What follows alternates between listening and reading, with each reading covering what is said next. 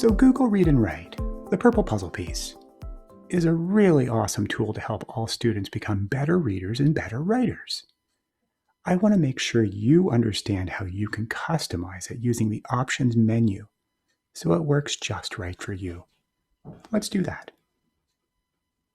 I'm opening up Google Chrome and going into a Google Doc with a piece of my writing.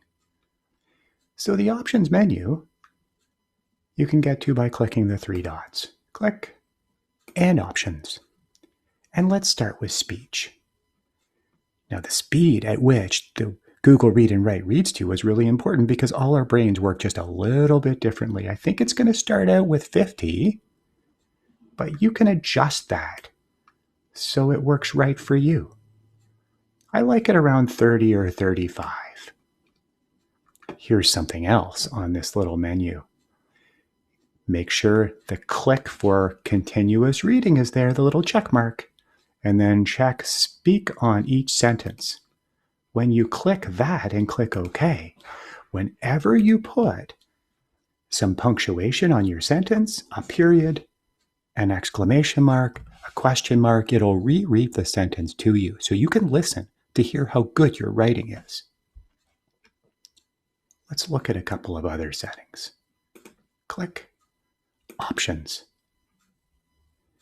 If I click the Prediction tab on the left-hand side, there's a couple of important things here. One, I want you to put a check mark where it says follow the cursor. And then I want you to move your circle to a good text size for you. And let me show you what that does. Click OK. When I click the prediction box, notice how it is connected right now to my cursor. And I can barely see it. So let me go back into options. I want to make sure that setting was correct. I want to get rid of that check mark so it doesn't follow the cursor. And now click OK and watch the difference. Now the box can be moved around. It's out of the way. And I like that a whole lot more. Let's talk about language.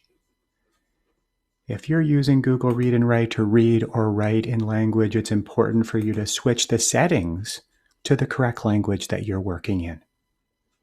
And you can do that very easily.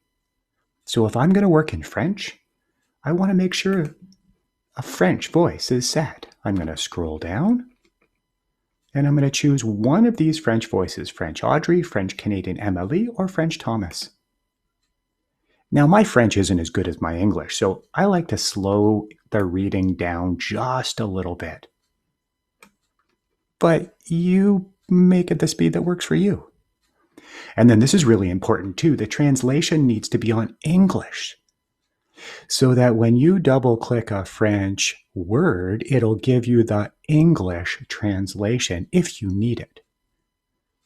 One more thing, click language on the left side and change it from English to French, English to French, and then click OK.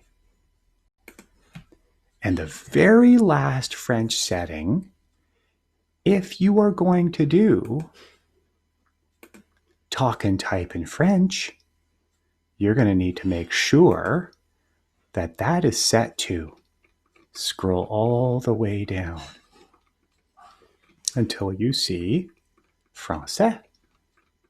There's a whole lot of languages here. You want to make sure that you get the settings correct. Now, the thing to remember after you're done working in French and you need to go back to English, make sure you change it back again. So there you have it. I want you to check out the options menu and make sure the settings are right for you.